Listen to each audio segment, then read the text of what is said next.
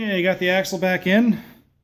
I didn't show the actual assembly of these because Zippo Varga has videos on putting these together. So I'm going to put those videos in the link below this video on YouTube, just to give you some better insight on the poor man's power steering and part numbers for everything. There's a bearing that sits right here. Everything's greased up. I also added a grease fitting here. That's just me. Just for better life. I also added a bushing. Let me get a light. Got a light right here.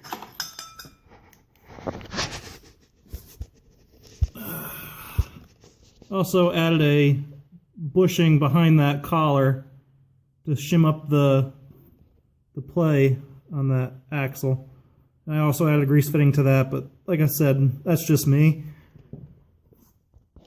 It's up to you to decide whether or not you want to do something like that, because getting at those two grease fittings is going to be a pain in the butt, but I think it's worth it. I got other axles in my shed if I need them, but yeah, I added some extra grease fittings. I added the bearings in here so the steering will be easier. I also got myself better tie rod ends, so that's all tight. Made sure the steering was all tight, so now there's almost no play in the steering at all. And I'm just going to grab this with one finger.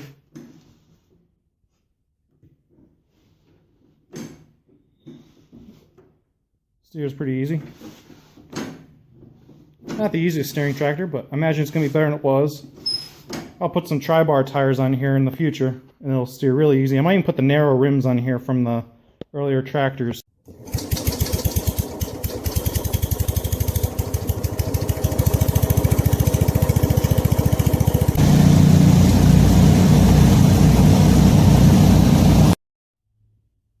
Hi, my name is Willie, and I'm back on the 712H.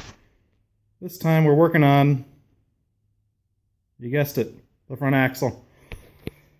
Front axle had a lot of wear on it. It was a little loosey-goosey. So I'm going to put replacing the axle with a good used one. I'm also installing poor man's power steering. So, hope you enjoy the video. Okay, this is the axle I'm going to be putting in it. My other axle had a lot of wear over here, and even the hole up in the front was actually oblonged. And these are actually worn off at an angle. So I just grabbed this off of a parts tractor. This one's in pretty good shape. They're always salvageable, it's just a matter of how much time you want to put into them. These ones are already pretty square. So here's this side. This one's not too bad. You'll see it's worn a little bit more on this side than it is on that side. Let's see if I can't get you in there. There we go. Come on, zoom in. So yeah, it tends to wear on the outsides of these and not so much on the inside because you got the torque of the wheel bending on these a little bit. So we're going to be installing poor man's power steering. Some poor man's power steering. So you want to have a square surface here. You want to have a square surface here for when they mate together as cleanly as possible.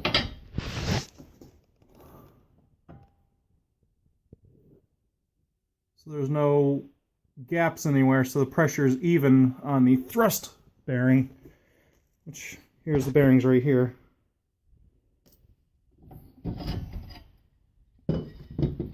So what I do is I'll tap these bushings, because they're in there square.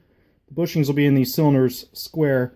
So I'll tap those bushings up till they're flush with the top of this axle. And I will use a sanding disc, angle grinder.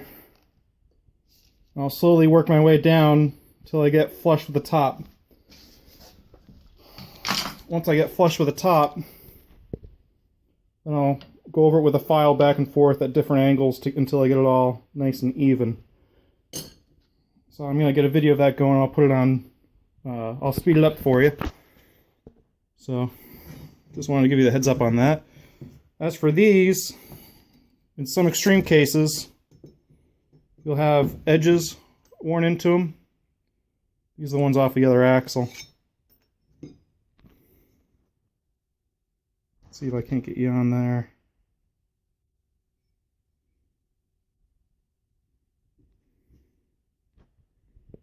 sometimes you'll get like a divot worn into them. And when you want these to be square, that can actually put a side loading on the bearings and cause them to wear out faster. Now, how these are originally designed is they just have two thrust washers. One washer will sit on the axle side, and one washer will sit on the spindle side, the kingpin side. So sometimes when they get worn like this, the washer that was in them originally, which you're not supposed to drop on the ground, the washer that was in them originally will still sit in there pretty good and leave you a decent square surface. Like that. Let me get that turned around a little bit. Okay. So it's not terrible to have a huge divot worn into them. So what you can do with that is leave that old washer in there. Get one of these thicker thrust washers, and then you can stick that on top. But that can still rock side to side, so what I like to do, since these bushings fit inside these axles and they stay nice and square, and on these shafts and stay nice and square, I'll clean everything with some, what do you call it? Ether or some carb cleaner, and dry everything off really good and make sure there's no paint. You want to get like metal to metal surface. And you can put some JB Weld underneath these washers and take your thicker washer, put it on top and use your bushing and just press it back on there, and that'll keep everything nice and square. And you can squeeze out all the excess JB Weld and let it set up for a little bit before you take that bushing off. And that washer will then stay square between this surface and that surface to support that needle bearing. Okay, so there's the principles behind it. Now for the build.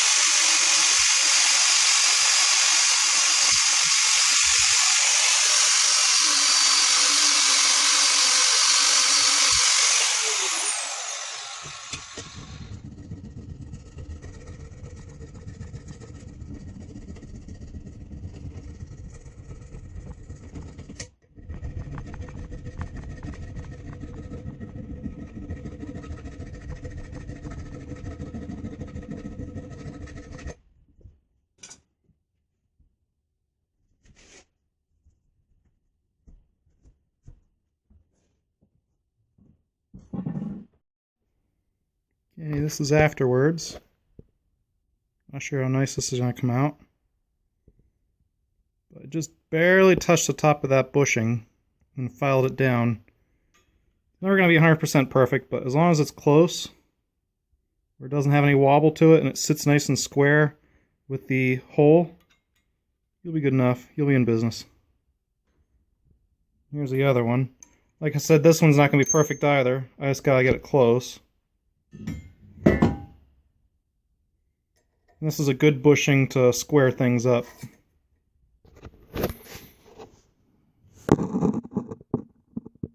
See if we can't get that to sorry about the noise. You see, there's always going to be a little bit of a gap because it's not perfectly flat.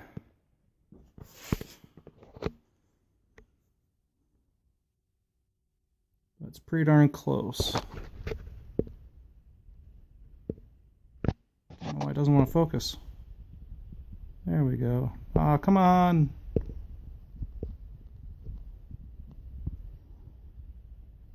Dang thing. There we go. So as long as we get it close. Now I'm going to clean all this stuff up and JB weld it. Probably use steel stick too, or what do we call it? Yeah, steel stick epoxy kind of putty. But I don't know if it's going to be as hard. I want to support weight. So I'm going to do that right now. I'll do that off camera, and once I go to glue them together, I'll turn the camera back on. Okay, hang on. Okay, just cleaned everything up and glued everything. You just take the good bushing, drop it right down. Try to keep pressure on one direction so it stays parallel with the shaft. I push it down so it stays square. That's all there is to it. Now I can put this in a spot where it won't move. That'll dry nice and perpendicular with how the shaft is going to sit on here. Okay. Hope that helps. And while you're still here, here's some bonus footage. This was broken here, had to weld that all up. This was rusted out and had to weld a new piece in here. And that one was actually cracked. This was all bent where it was actually binding up against the blade, so got that all straightened out. I was trying to find another baffle, but couldn't find one, so I had to fix what I had. And I would have set that aside for a spare. Got some good rollers on it. I sprayed it down with some fluid film to prevent some rust, as well as lubricate all the rollers on here. Some of these are rubber, some of them are plastic. These three are plastic, the rest of them are rubber, earlier style. And I got some new blades on there. I got a deflector coming in for it. I got new belts on it. I stuck a belt on a new belt in the deck, and there's a new PTO belt there. And the hydrostack has a new belt on it. That's all coming along. Something else I did was when I first got this. Let me grab that light again. Yoink. Is this spring had a clamp bolted here so it couldn't function properly. It's got some squish to it. This is what helps regulate the speed when you're going up or down hills to keep it a little more consistent, so it's not speeding up when you go downhill so much. So you want to make sure there's no grass packed in this. I added a dampener spring here to keep this from rattling, which is working really good. I also added a new bushing down in here. And the piece of resistance is the new direct from the manufacturer seat. No more holes. So she's coming along good. I'll make sure I get a video up at the Jacktown show, which is coming up the 19th through the 21st, the Blue Mountain Antique Gas and Steam Engine show. I will put a Facebook link in the video below. And once again, if you enjoyed that video, be sure to give me a thumbs up. Got some trim to put on the metal here, and there, and up there. I'll cover that later. Thanks for watching. Bye.